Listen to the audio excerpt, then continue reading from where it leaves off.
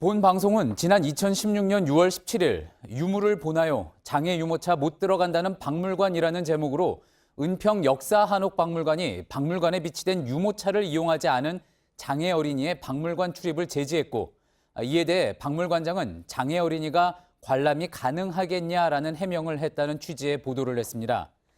이에 대하여 당시 은평 역사한옥박물관장은 장애 어린이가 유물을 보나요라고 말한 것은 장애 어린이의 가족이 박물관을 방문한 목적이 장애 어린이가 아닌 다른 가족 구성원의 관람을 위한 것이고 보호 목적으로 장애 어린이를 대동하였음을 설명하려는 취지였다고 밝혀왔으므로 이를 알려드립니다.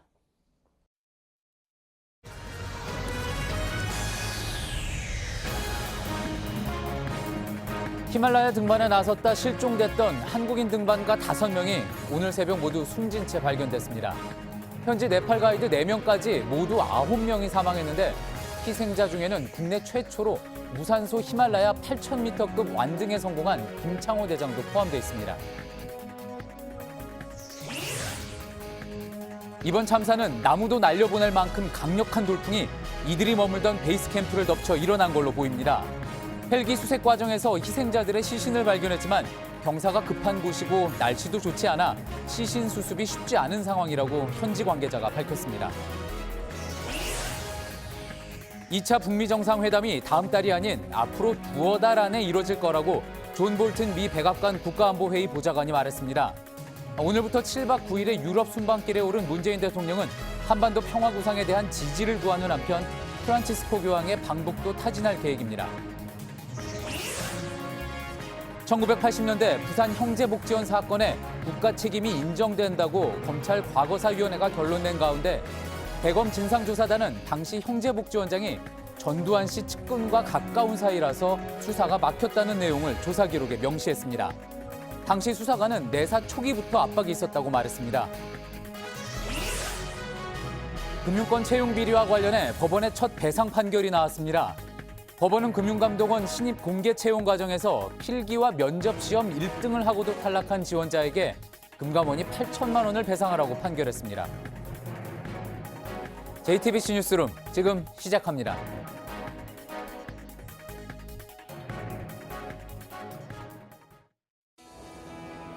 기름 없이 달리는 일상으로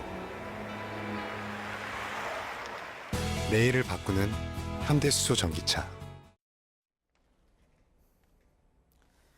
히말라야 등반에 나섰다 실종된 한국인 등반가 5명이 오늘 새벽 끝내 숨진 채 발견됐습니다.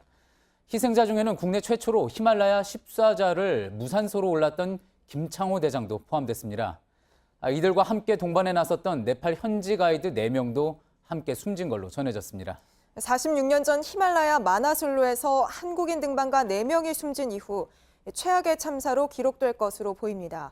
사고는 이들이 머물던 베이스 캠프에 강력한 돌풍이 덮쳐서 일어난 것으로 추정되는데요. 현재 시신의 위치는 파악됐지만 지형이 험하고 날씨가 나빠서 내일쯤 수습이 이뤄질 전망입니다. 먼저 정재우 기자가 보도합니다. 사고가 난 곳은 네팔 서부 해발 7,193m의 산봉우리인 구르자 히말 중턱입니다. 현지 경찰은 한국인 등반가 5명과 현지인 스태프 4명이 연락이 두절돼 수색을 펼친 결과 오늘 새벽 모두 사망한 채 발견됐다고 전했습니다. 희생된 한국인 등반가 중엔 히말라야 14좌를 최단 기간 등반했던 김창호 대장도 포함됐습니다. 이들은 해발 3,500m에 차려진 베이스 캠프에 들이닥친 강력한 돌풍 탓에 사고를 당한 것으로 보입니다. 실제로 이들의 시신이 발견된 사고 현장 주변은 커다란 나무가 뿌리째 뽑혀 있고 베이스 캠프는 완전히 파괴된 상태였다고 주 네팔 한국 대사관 측은 전했습니다. 강력한 돌풍이라고 한 번도 그런 적이 없었던 돌풍이 불어닥쳐서 지금 아침에 그 헬기에서 육안으로 확인한 결과는 그 베이스 캠프 쪽이 완전히 다. 현지에서 오늘 아침 헬기를 띄워 사고 현장은 확인했지만 시신을 수습하지는 못했습니다. 현장을 목격한 사고 현장 관계자는 사고 지점에 급격한 경사가 있어 전문가가 줄을 타고 내려가 시신을 끌어올려야 할 정도라고 말했습니다. 외교부와 주 네팔 대사관은 현장 대책반을 구성해 이르면 내일 오전 시신을 수습하겠다고 밝혔습니다. JTBC 정재우입니다. 예, 이번 등반을 이끈 김창호 대장은 히말라야 14좌를 가장 빠른 기간에 또 무산소로 오른 세계 기록 보유자입니다. 그만큼 베테랑 산악인이었지만 결국 변화무쌍한 자연을 이겨내지는 못했습니다. 이번 등반을 다큐로 촬영하려고 했던 이밀진 감독을 비롯해 이재훈, 유영직 대원, 그리고 정준모 씨가 함께 사고를 당했습니다. 류정화 기자입니다. 김창호 대장은 올해 49세로 5년 전 히말라야 14좌를 세계 최단 시간인 7년 10개월 6일 만에 무산소로 등정한 베테랑 산악인이었습니다. 지난해엔 한 해 동안 가장 뛰어난 등정을 한 팀에게 수여하는 황금 피켈상을 받기도 했습니다. 이번엔 아무도 오르지 못한 구르자 히말 남쪽의 높이 3,700m에 이르는 직벽을 8일 만에 오르는 데 도전했지만 결국 성공하지 못했습니다.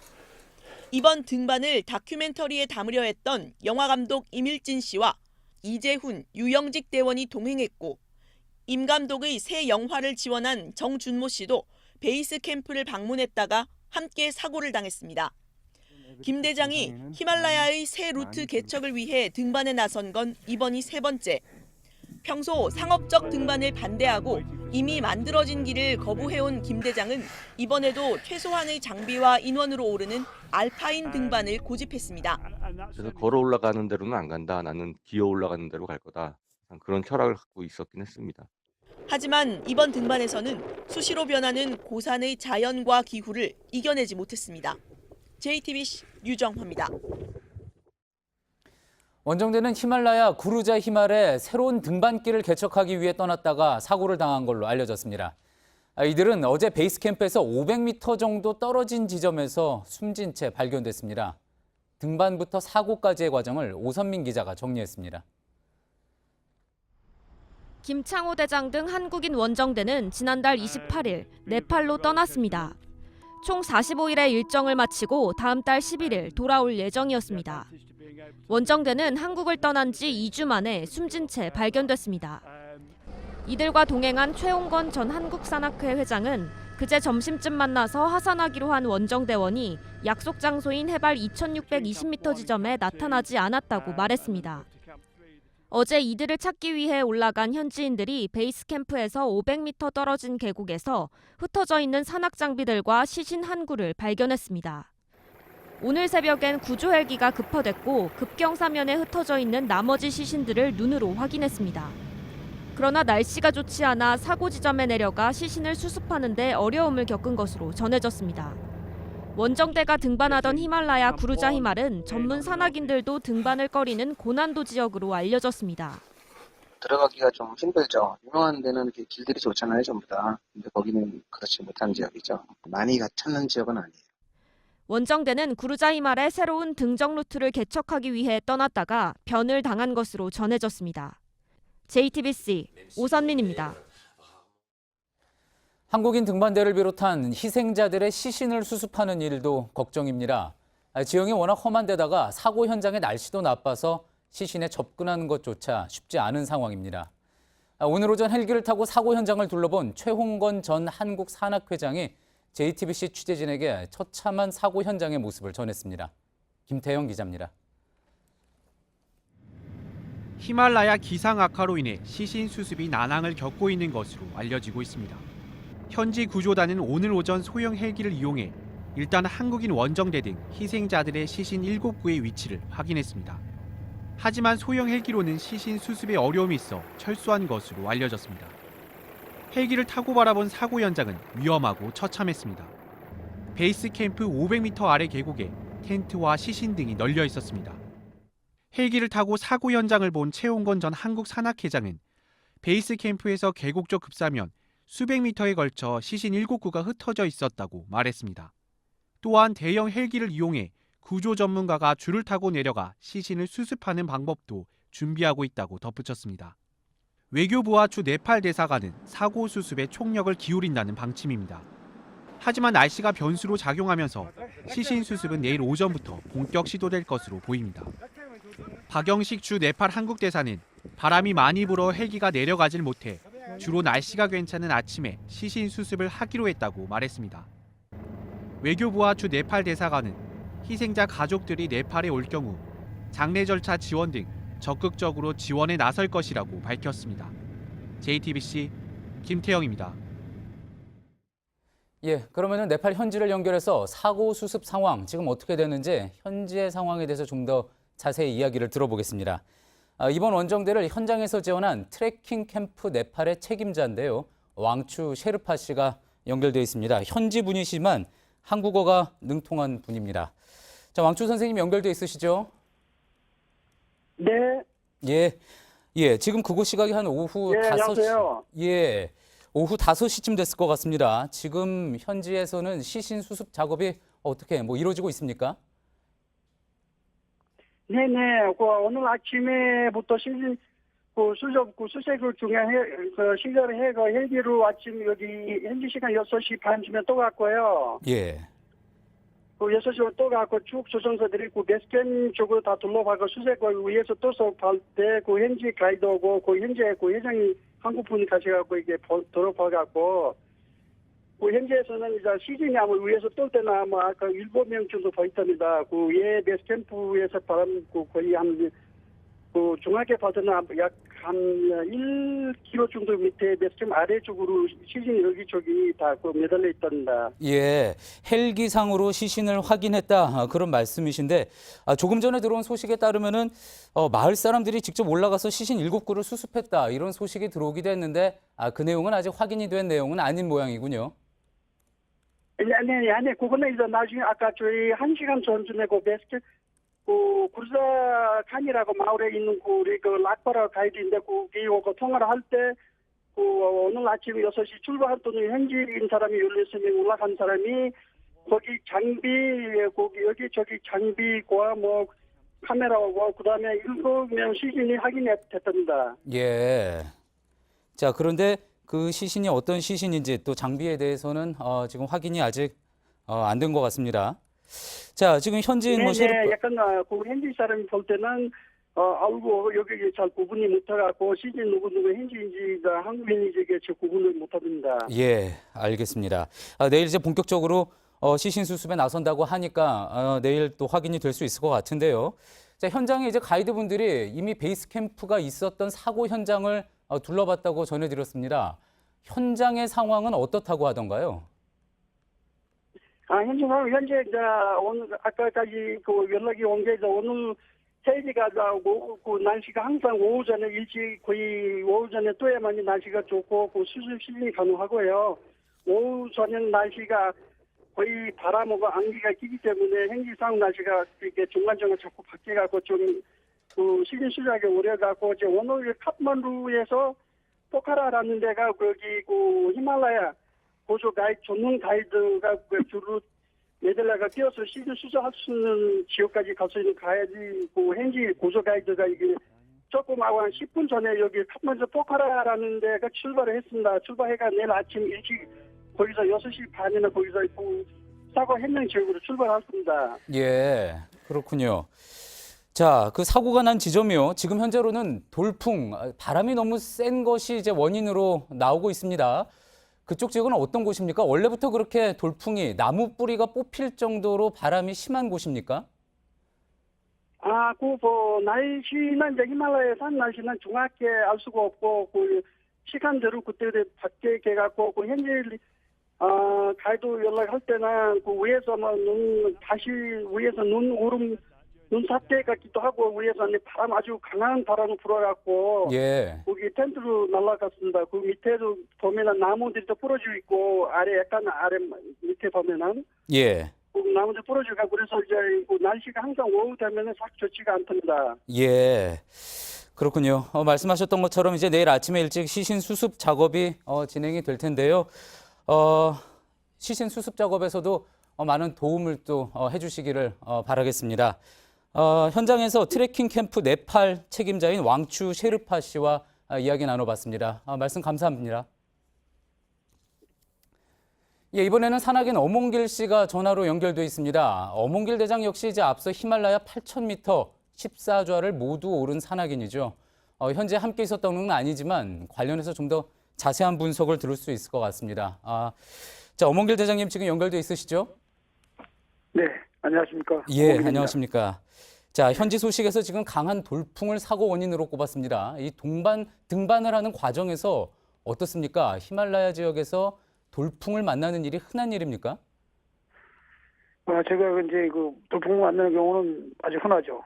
예. 특히 근데 그게 이렇게 낮은 지역, 베이스 캠프 이런 지역에서는 그렇게 드물어요. 물론 베이스 캠프라고 해서 바람이 안 부는 건 아닌데, 베이스 캠프도 뭐 바람 불 때는 굉장히 세게 불고 하는데, 예. 이게 뭐 텐트가 이렇게 다 날아가고 사람이 막 그렇게 이렇게 이게 그 돌풍에 이렇게 쓸려가고 이럴 정도까지는 베이스 캠프에서는 그런 경우는 없었거든요, 저는. 예. 예, 그리고 이제 제 생각에는 제 경험상으로는 제가 88년도 에베레스트 노체 원정대 때 그 네팔에 그 지진이 났을 때인데요. 예. 그때 이제 베이스 캠프에서 텐트 안에 잘 때 이제 막 몸이 좌우로 흔들릴 정도, 왔다 갔다 할 정도로 지진이 심해가지고 제가 텐트 문을 여니까 그 맞은편에 거대한 그 눈사태와 그 쇠락이 얼음덩어리에 쏟아지면서 거기서 일어나는 후폭풍이 이제 베이스 캠프를 덮쳐가지고요. 예. 그때 이제 뭐 텐트가 베이스 캠프에 저희 텐트뿐만 아니고 수많은 많이 외국 팀들도 많고 그랬는데 예. 텐트를 다 날아가고 막 그래서 굉장히 심각하게 초토화가 됐었죠. 그렇군요. 그리고 예. 2005년도에 또 네팔에 한 80년 만에 그 대강진이 7.8의 강진이 발생됐을 때도 그때도 한 9천여 명 가까운 많은 희생 사망자와 많은 위생이 발생했는데 그때도 에베레스트 베이스 캠프 쪽에 5,400m 베이스 캠프 그 푸몰이라는 그 7,000m급 산 쪽에서 어마어마한 눈사태가 쏟아지면서 거기 산사태랑 같이 겹쳐가지고 같이 떨어지면서 그게 베이스 캠프까지 덮쳐가지고 예. 폭풍으로.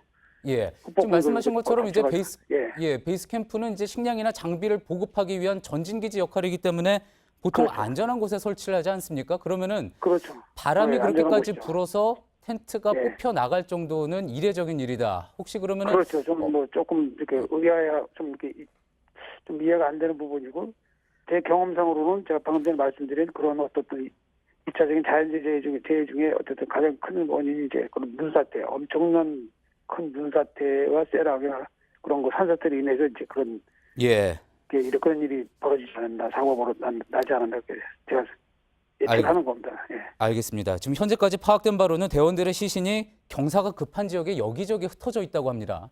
자, 지난 네네. 2005년 이제 박무택 대원의 시신을 직접 수습하신 경험이 있으신데, 자, 이번에 헬기를 이용한다고 하니까 아마 그때와는 방법이 좀 다를 것 같기는 하지만 어떻습니까? 수습 과정에서 어떤 어려운 점이 있을 걸로 예상이 됩니까? 그때는 이제 그 박무택 대원 같은 경우는 8,750m 지점에 절벽에 매달려 있었는데요. 거기에 예. 헬리콥터가 올라갈 수 없는 지대이기 때문에 저희가 이제 대원들과 셀파들이 거기에 올라가서 직접 사람이 이걸 수습을 했는데요. 예. 이번 같은 경우는 이제 다행히 이제 베이스 캠프가 낮은 지대이기 때문에 거기 이제 헬리콥터가 다행히 들어갈 수 있기 때문에 작은 헬기보다도 이제 큰 네팔에 러시아제 큰 수송 헬기가 있습니다. 예. 수송용에서 큰 헬리콥터가 화물 수송용 헬리콥터가 들어가서 거기에 이제 그 많은 좀 현지 뭐 고산 등반 셀파들 전문가들이 좀 들어가서 거기에 이제 시신들 수습하는 게 또 그다음에 이제 날씨 변화가 굉장히 기후 변화가 심하니까 예. 아침 일찍 들어가서 현장을 또 시신을 수습하는 것이 가장 빠르게 수습되는 과정이 아닐까 생각합니다. 예. 알겠습니다. 산악인 엄홍길 대장님과 이야기 나눠봤습니다. 오늘 말씀 감사합니다. 네네네. 감사합니다. 2차 북미 정상회담이 다음 달이 아닌 앞으로 두어 달 안에 이뤄질 것이란 발언이 백악관에서 나왔습니다. 대북 강경파인 존 볼턴 보좌관이 한 이야기인데 앞으로 두어 달이면 12월 중순이죠. 당초 예상보다 회담이 미뤄질 수 있다는 분석입니다. 워싱턴에서 김현기 특파원이 전합니다. 대북 강경파인 백악관 국가안보위 존 볼튼 보좌관은 현지 시각 12일 라디오 인터뷰에서 북미 정상회담은 두어 달 안에 이뤄질 것이라고 말했습니다. 그러면서 트럼프 대통령은 대북 외교를 낙관하고 밀어붙이고 있지만 한상을 갖고 있지는 않다며 폼페이오 국무부 장관도 매티스 국방부 장관도 나도 마찬가지라고 밝혔습니다. 시한에 구애받지 않고 북한의 비핵화를 이뤄내겠다는 다짐으로 해석됩니다.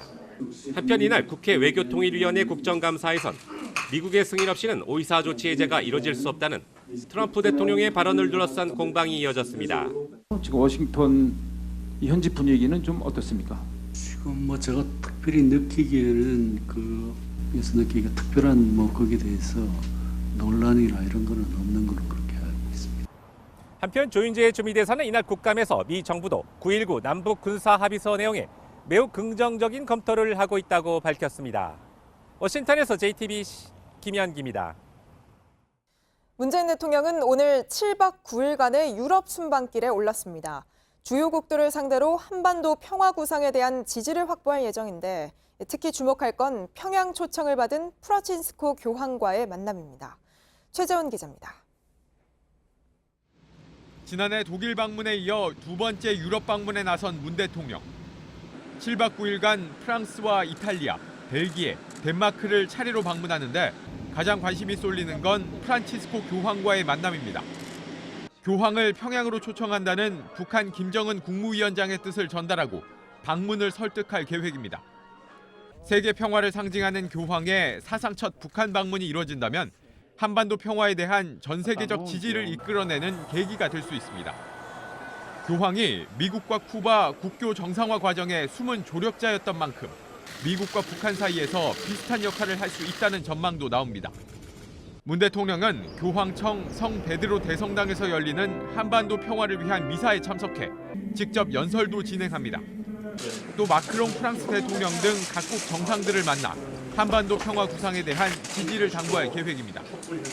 문 대통령은 아시아와 유럽 두 대륙 정상들의 모임, 벨기에 아셈 회의와 기후변화 문제 논의를 위해 처음 마련된 덴마크 피포지 회의에도 참석합니다. JTBC 최재원입니다. 1980년대 부산 형제복지원에서 죽어나간 사람만 500명이 넘었지만 제대로 처벌받은 사람은 없었습니다. 당시 수사검사에 이어서 수사관도 저희 취재진에게 내사 초기부터 압박이 있었다고 털어놨습니다. 형제복지원장이 전두환 씨 측근과 가까운 사이라서 수사가 막혔었다는 건데요. 박민규 기자가 먼저 검찰 수사 단계에서 어떤 압력이 있었는지 전해드립니다. 500명이 넘는 사람의 사망자가 발생했는데 그 사망 원인을 밝히기 위한 수사를 시작했다가 그것도 좌절됐죠. 1987년 검찰의 형제복지원 수사는 울산 작업장에서 벌어진 강제 수용 부분에만 한정됐습니다. 복지원장 박인근 씨의 개인 횡령 그리고 건축법 위반 혐의 등만 검찰은 기소했습니다. 폭행과 성폭행, 살인 등이 벌어졌다는 증언과 정황을 두고도 제대로 수사하지 못했습니다. 당시 수사관이었던 이상복 씨는 내사 초기부터 압박이 있었다고 말했습니다. 야, 울산지검에서 박인거를 수사할 수 있겠나? 이러더라고 형사가. 부산시장 하던 박영수 시장하고 호영호장 사이인데. 당시 전두환 씨의 비서실장이던 전직 부산시장 박영수 씨와 가까웠다는 겁니다. 박 전 실장은 전두환 씨의 육군사관학교 후배로 서울시장과 88올림픽 조직위 부위원장을 거친 정권 실세였습니다. 조사를 할 때 아주 당당하더라고요. 그 당시에는 청와대에 가 있었거든. 박영수 씨가. 대검 진상조사단은 이런 내용의 이 씨 진술 등을 토대로 형제복지원장이 전두환 씨의 측근과 밀접하게 연관돼 있었다고 결론 내렸습니다. 당시 수사검사는 수뇌부의 요구로 당초 무기징역이었던 형제복지원장에 대한 구형량을 15년으로 줄여야 했습니다. JTBC 박민규입니다. 지난해 전 사회적인 공분을 샀던 금융감독원 채용비리 사건 기억하실 겁니다. 당시 필기와 면접에서 1등을 하고도 탈락했던 지원자가 금감원을 상대로 손해배상 청구 소송을 냈는데 법원이 8천만 원을 물어주라며 지원자 손을 들어줬습니다. 이세누리 기자의 보도입니다. 2015년 9월 금융감독원 5급 신입공채에 지원한 A씨. 필기와 2차 면접 총점이 135점으로 최종 후보 3명 가운데 1등이었습니다. 그러나 합격자는 3등이었던 B씨였습니다. 통상 신입공채에서 하지 않던 평판 조회를 했는데 여기서 B씨 점수가 가장 높아진 겁니다. 그러나 B씨는 평가에 유리하도록 지원서에 출신 대학을 지방소재대학으로 허위 기재했습니다. 또 금감원의 평판 조회가 이루어지기 전인데도 친구에게 아빠가 아는 사람이 부원장이라고 했던 것 같은데 물어보겠다. 또 좋은 소식이 있을 거라고 했다 등의 문자를 보냈습니다. 채용비리 사실이 지난해 감사원 감사 결과 드러나자 탈락한 A씨는 금감원을 상대로 손해배상 청구 소송을 냈습니다. 법원은 금감원이 A씨에게 손해배상 8천만 원을 지급해야 한다고 판결했습니다. 이번 법원 판결은 당시 금융감독원이 채용이 공정하고 객관적으로 진행되리라는 이 지원자들의 신뢰를 완전히 침해했다는 점을 당시 2등을 하고도 최종 합격자 수가 2명에서 1명으로 줄면서 탈락했던 또 다른 지원자도 현재 금감원을 상대로 소송을 진행 중입니다. JTBC 이세누리입니다. 한 남성이 대낮에 여대 강의실에서 찍은 걸로 보이는 알몸 사진이 소셜미디어에 올라 파문이 일고 있습니다. 경찰이 사실 확인에 나섰는데 이 남성은 여대뿐 아니라 서울 강남역과 다른 대학에서도 사진을 찍은 걸로 파악됐습니다. 이한길 기자입니다. 서울에 있는 한 여대 캠퍼스입니다. 지난 6일 소셜미디어에 이 학교 강의실에서 찍은 것으로 보이는 한 남성의 알몸 사진과 동영상이 올라왔습니다. 사진 속 남성은 모자를 깊게 눌렀었고 시계바늘은 한낮인 오전 10시 45분을 지나고 있습니다. 이 남성은 강의실뿐 아니라 건물 복도와 여자 화장실 등을 돌아다녔습니다. 이 사진이 인터넷을 통해 뒤늦게 알려지면서 112 신고를 접수한 경찰이 사실 확인에 나섰습니다. 이 계정에는 반년 넘게 다른 곳에서 이 남성이 찍은 알몸 사진 수십 장도 올라왔습니다. 대학교와 강남역 인근 카페나 백화점 여자 화장실 등입니다. 현재 이 계정은 차단된 상태입니다. 경찰 관계자는 강의실 주변 CCTV를 확보해 사진 속 남성이 누군지, 촬영 시점은 언제인지 등을 확인해 수사할 방침이라고 말했습니다.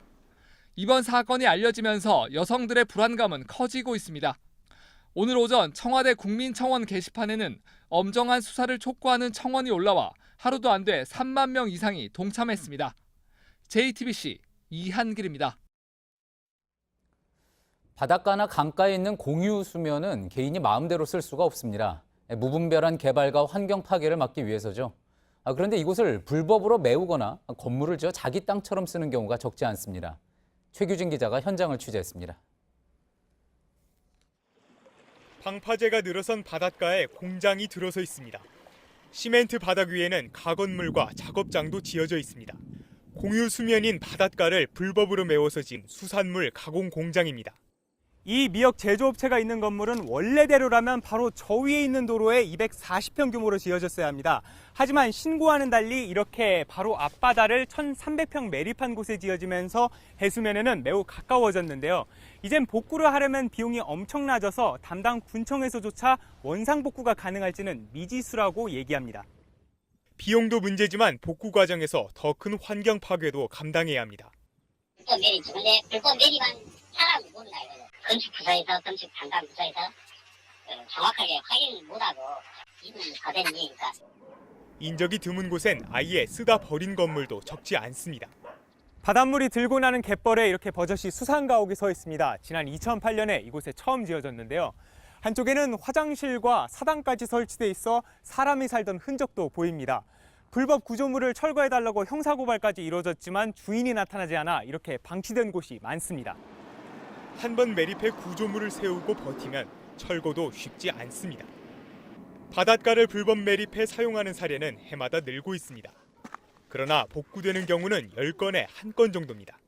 지방자치단체나 유관기관에서 법에 정해진 대로 엄격하게 처리하고 초기 단계에서부터 막기 위한 노력들이 지속돼야 합니다. 일각에선 환경 파괴 등의 피해에 비해 처벌이 가볍다는 지적도 제기되고 있습니다. JTBC 최규진입니다. 박근혜 정부가 통일 이후를 내다보고 북한의 환경을 개선하기 위해서 구체적인 실행 계획서까지 만든 것으로 확인됐습니다. 북한의 간이 상하수도를 건설하고 또 언제 폭발할지 모르는 백두산 화산에 공동 대응하는 시스템을 구축하는 매우 종합적이고 체계적인 계획들이 담겼습니다. 문재인 정부가 북한에 퍼주기만 한다고 비난해온 자유한국당의 최근 입장과는 상당히 다른 내용입니다. 이윤석 기자입니다. 자유한국당은 연일 퍼주기 외교라며 정부 여당의 대북 정책을 비판하고 있습니다. 북한 퍼주기 외교만 남아 대한민국의 일자리는 점점 줄어들고 있는 현실. 그러나 한국당이 여당이던 시절 박근혜 정부는 이른바 통일 대박론을 국정과제로 내세웠습니다. 그러나 저는 한마디로 통일은 대박이다 이렇게 생각을 합니다. 실제 2016년 환경부는 200쪽 분량의 통일 대비 환경 로드맵을 만들었습니다. 북한의 간이 상하수도를 건설하고 오염된 광산 지역과 황폐화된 산림 등을 개선하는 사업이 필요하다고 강조했습니다. 금강산, 철원, 설악산을 잇는 한반도 생태망 연결 사업 구상도 담겼습니다.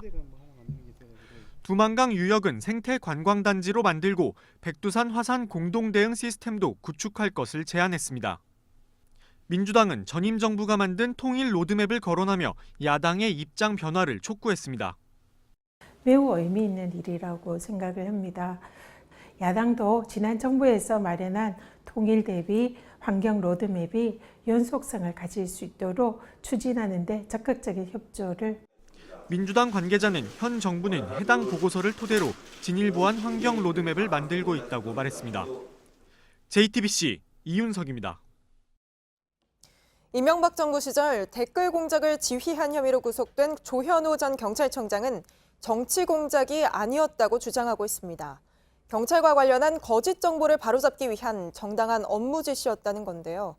그런데 저희가 관련 댓글을 분석해봤더니 조 전 청장의 주장과 거리가 먼 글들이 많았습니다. 어떤 댓글들이 있었는지 백수진 기자가 전해드립니다. 연평도에 포탄이 떨어진 2010년 11월. 당시 이명박 정부는 북한 도발에 소극적으로 대응했다는 이유로 많은 비난을 받았습니다. 당시 경찰청 소속 이모 씨는 이명박 대통령을 탄핵해야 한다는 한 인터넷 게시글에 대통령을 옹호하는 댓글 수십 개를 달았습니다. 아이디와 말투를 바꿔가며 여러 사람의 의견처럼 보이게 했습니다.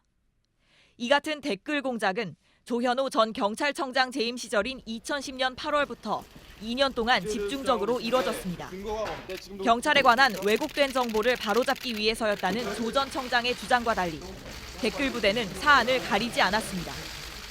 이번 수사를 통해 경찰 업무와 무관한 정부 옹호로 분류된 댓글은 총 657개였는데 그중 108개는 2011년 남북이 비밀 접촉을 했다는 북한 주장이 나온 뒤 비판 여론이 일자 정부를 일방적으로 감싸는 내용이었습니다.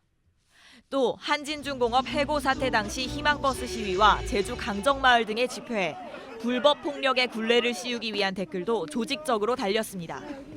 경찰청 특별수사단은 지난 12일 조 전 청장 사건을 재판에 넘겨달라며 서울중앙지검에 보냈습니다. JTBC 백수진입니다. 우리나라에선 성소수자들을 위한 퀴어 문화축제가 계속 열리고 있습니다. 그리고 이 축제가 열릴 때마다 이를 반대하는 집회도 늘 함께 있어 왔습니다.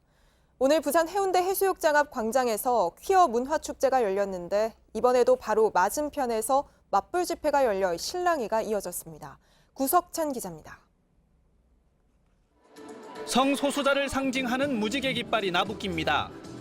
형형색색 의상을 입고 음악에 맞춰서 몸을 흔듭니다. 오늘 열린 부산 퀴어 문화축제에는 성소수자와 지지자들이 대거 참가해 차별금지법 제정을 촉구했습니다.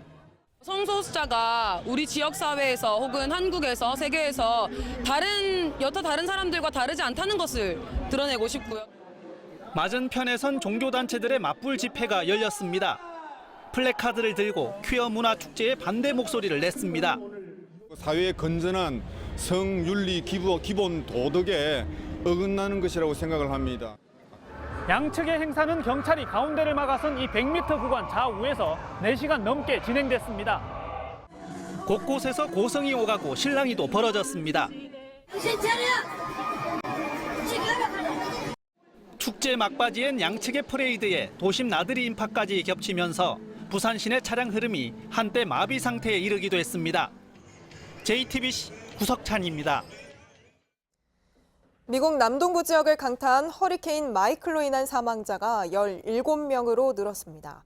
6개 주를 휩쓸며 막판까지 폭우를 뿌려서 그림 같던 해안 도시는 폐허로 변했고 남부 농업지대도 타격을 입었습니다. 부소연 특파원입니다. 해안가를 따라 나란히 정렬돼 있던 집들이 온데간데 없습니다. 다행히 흔적이 남아있는 집도 뼈대만 남아 예전의 모습을 찾기 힘듭니다. So I told my mother, who's 72 years old, come upstairs, and we hid in a closet, and the floor started sinking away from us. 복구 작업이 속도를 내면서 인명 피해가 늘었습니다. 마이클이 상륙한 플로리다에서만 10명 가까이 목숨을 잃었습니다. 조지아에서는 집안으로 날아온 파편에 소녀 1명이 숨지고 노스캐롤라이나에서도 나무가 차량을 덮쳐 운전자 1명이 숨지는 등 3명이 사망했습니다. 폭우로 버지니아에서도 주민 4명이 익사하는 등 5명이 사망했습니다. 정전 피해도 심각합니다. 현지 언론은 7개 주에서 100만 건 이상의 정전 신고가 접수됐다고 보도했습니다. 조지아에서는 견과류, 목화, 채소 농가가 직격탄을 맞았고 양계장 84곳이 강풍과 폭우에 파손됐습니다. 도널드 트럼프 대통령은 트위터를 통해 다음 주 초 플로리다와 조지아주를 방문하겠다고 밝혔습니다. 로스앤젤레스에서 JTBC 부소연입니다.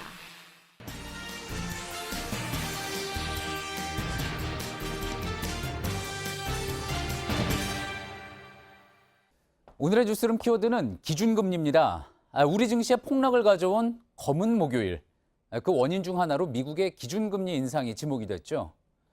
이 먼 나라에서 기준금리를 올린 게 왜 우리 증시에 영향을 미쳤는지. 기준금리는 기본적으로 시중은행 같은 곳에서 돈을 맡기거나 꿀 때 적용되는 이자율에 영향을 줍니다. 그동안 미국이나 우리나 글로벌 금융위기 이후에 기준금리를 낮게 유지해왔죠. 이자가 낮아야지 사람들이 돈을 쉽게 꿔서 여기저기 쓸 수도 있고 또 다른 데 투자도 하고 그렇게 해서 경제에 활력을 불어넣을 수 있기 때문입니다. 자, 그런데 이것도 어느 정도지 돈이 너무 많이 풀리면 부작용이 나서요. 경제가 이제 어느 정도 상당히 안정됐다고 본 미국에서는 기준금리를 다시 올리고 있는 겁니다. 그런데 이러면 반대로 시장에는 돈이 적게 돌 거라는 신호가 되겠죠. 또 여기에 미중 간의 무역 전쟁까지 벌어졌으니 미국 경제가 예전 같지 않을 거라는 예감에 증시가 내려앉고 또 그 여파가 한국에까지 미친 겁니다. 우리 역시 한국은행이 기준금리를 올려야 한다, 말아야 한다 논란이 한창입니다. 이 내년 경제가 좀 안 좋을 것 생각하고 또 가계부채 때문에 서민들이 힘들 것 생각하면 이 기준금리를 계속 낮게 유지해야겠고 반대로요. 그동안 풀린 돈이 부동산 값을 올린 것, 또 미국과의 금리차가 벌어져서 돈이 빠져나갈 것을 생각하면 기준금리를 올려야 하는 딜레마 상황. 자, 이 두 가지 중에 하나를 선택하게 될 금융통화위원회가 다음 주에 열립니다. 과연 어떤 결정, 또 어떤 설명을 내놓을지 주의 깊게 지켜보자는 차원에서 풀어본 오늘의 뉴스룸 키워드, 기준금리였습니다.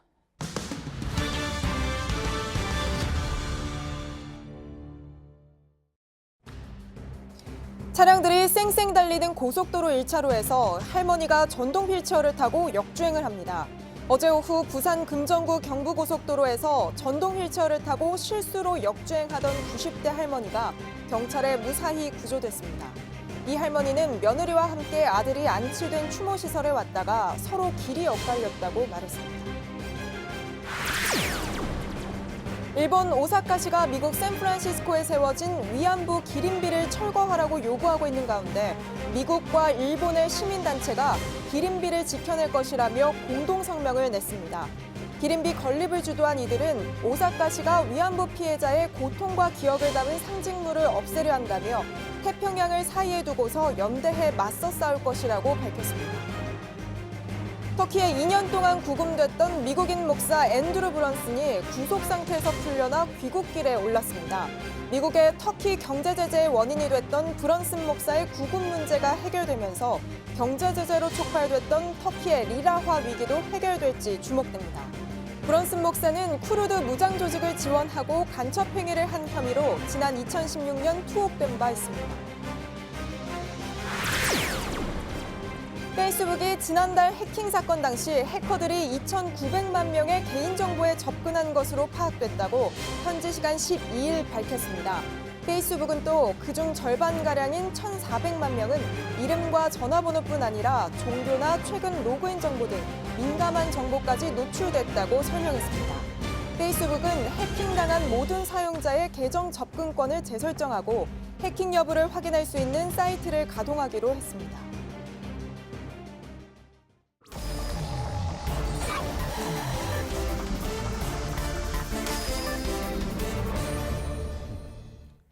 예, 토요일 비하인드 뉴스입니다. 안지연 기자가 나와 있습니다.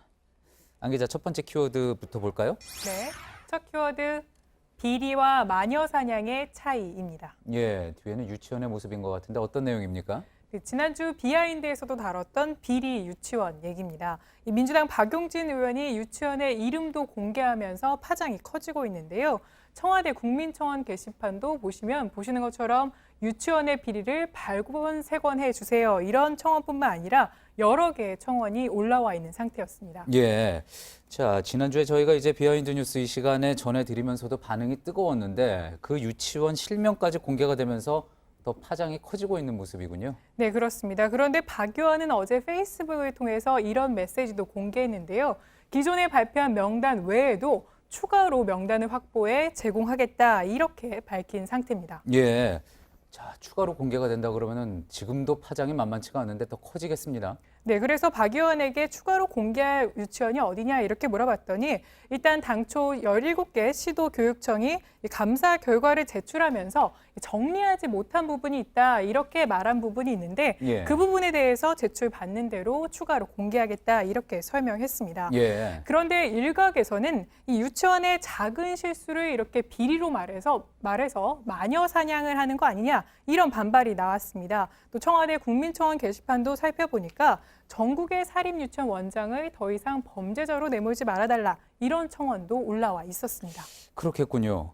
작은 실수인데 큰 실수를 한 것처럼 포장되는 것 아니냐. 유치원 원장 입장에서는 그런 불만이 나올 수도 있는 것 같은데 실제로 그런 면이 있습니까? 네, 그래서 사례를 한번 찾아봤습니다. 그랬더니 이런 사례, 서울의 한 유치원의 사례를 한번 보시면 우유 급식 예산 낭비라는 감사 적발 내용이었는데 우유 90개를 불필요하게 공급받아서 약 34,200원을 낭비했다. 이런 감사 결과가 있었습니다. 예. 하지만 이런 감사 결과는 이번에 공개한 전체 5,951건 가운데 일부일 뿐이다. 이런 지적도 만만치 않았는데요. 예. 바로 다음 페이지만 봐도 확인할 수 있었습니다. 이번에는 이 반환받지 못한 교육비에 대한 건데 이 총 9,361만 원을 학부모에게 반환해야 하지만 유치원 회계통장에 보관하고 있었다. 이런 감사 결과가 공개돼 있었습니다. 예. 박 의원은 이에 대해서 자신은 이 감사 결과를 그대로 공개할 것일 뿐 자신이 비리 경중을 따진 것은 아니다. 이렇게 설명하기도 했습니다. 9,300만 원이나 꿀꺽한 케이스도 있는 건데요. 이게 지금 조금 전에 나왔던 명단 보면은 명단도 있고 비리 내용도 다 같이 나와 있는 건 아니겠습니까? 맞습니다. 학부모님들 입장에서는 같이 한번 확인을 해보면 될 일인 것 같습니다. 다음 키워드 볼까요? 네, 다음 키워드는 영웅과 전범의 차이입니다. 예, 또 우길기가 등장을 한 것 같은데 어떤 내용입니까? 네, 제주에서 열린 국제 관함식에 관련해서 일본 정부가 문제 제기했다는 얘기인데요.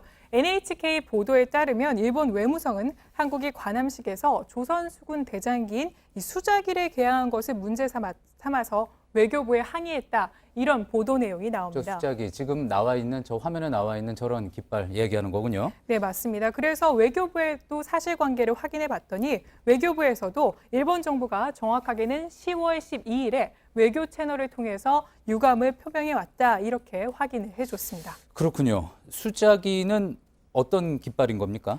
네, 아까 영상으로도 짧게 보셨지만 노란 바탕에 한자로 장군 숫자가 쓰여 있는 깃발이 바로 수작입니다. 예. 이 조선시대에 삼도 수군 통제사가 사용했던 건데 그 시초가 이순신 장군인 만큼 이순신 장군기라도 불리는 겁니다. 우리 정부는 이번 관함식에서 이 수자기를 사용한 것에 대해서 해양 강국의 의지를 표명하려고 했다. 이런 의도라고 밝혔는데요. 예. 하지만 NHK에서는 이 수자기에 대해서 이렇게 표현했습니다. 이 표현 내용을 보시면 도요토미 히데요시의 조선 침략에 맞서 싸운 이순신 장군을 상징하는 깃발 이렇게 표현하면서 유감 표시를 한 건데요. 그러니까 자국 국기만 허용한다는 원칙 아래서 우기기 계약을 인정하지 않았던 한국 정부가 한마디로 모순된 행동을 보였다. 이런 주장인 겁니다. 예, 무슨 이야기를 하고 싶었는지는 알겠는데 아무리 그래도 상식적으로 볼 때 우길기와 이 수자기를 비교하는 거는 억지로밖에 생각이 안 되네요. 네, 그렇습니다. 그래서 일본 정부가 영웅과 전범의 차이를 이해하지 못하는 거 아니냐 이런 전문가의 지적도 나왔습니다. 이 서경덕 교수의 발언을 들어보시면요. 이렇게 우길기와 수자기의 개념 자체가 다르다. 우길기를 못 달게 하니까 일본 정부가 꼬투리를 잡기 위한 술수인 것 같다. 이렇게 해석하기도 했는데요. 예. 그러니까 우길기는 일본 정부가 2차 세계대전 당시에 사용한 전범기고 한마디로 주변국을 침략할 때 사용했던 전범기지만 수자기의 경우에는 우리가 외세 침략에 방어를 하기 위해서 사용했기 때문에 그 개념 자체가 아예 다르다, 이런 지적입니다. 예, 잘 들었습니다. 비하인드 뉴스 안지연 기자였습니다. 네, 조금 전 서울아시아산악연맹에선 유관단체와 등반대원의 지인들이 급히 모여서 사고 수습을 위한 대책회의를 열었습니다. 현장 취재기자 연결해 자세한 내용 들어보겠습니다. 이수정 기자, 조금 전 회의가 끝났다고 들었는데 회의에선 어떤 내용이 좀 논의가 됐습니까?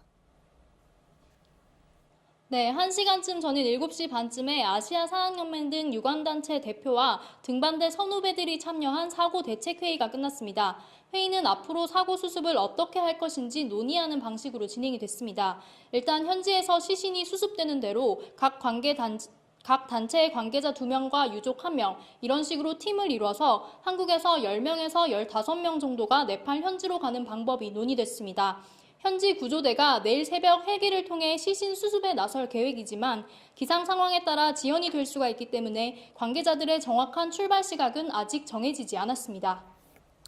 네, 유족들도 함께 간다고요? 지금 가장 큰 슬픔에 빠져 계실 분들인데 혹시 유가족들 어떤 상황인지 좀 전해지는 게 있습니까? 네, 한국에 남아있는 유가족들은 지인을 통해서 사고 소식을 처음 접한 것으로 알려졌습니다. 김창호 대장의 부인에게는 대학 산악회 은사가 전화와 문자로 사고 소식을 전했다고 밝혔습니다. 직접 들어보시겠습니다. 그 신랄 같은 희망이 사라져 버려서 더 이상 구두로는 전달해 줄 수가 없었습니다. 김창호 대장 부인은 상당히 침착하게 잘 알겠다고 신변 정리를 잘 해보겠다고 저는 그런 대답밖에 들은 게 없습니다.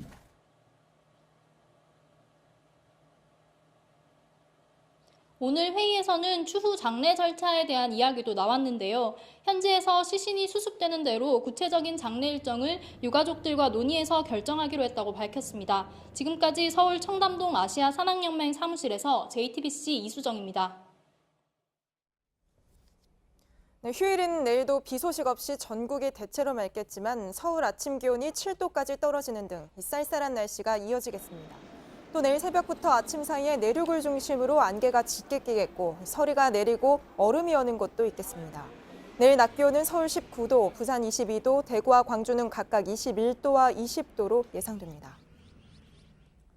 예, JTBC 뉴스룸 저희가 준비한 소식은 여기까지입니다. 시청해주신 여러분 고맙습니다.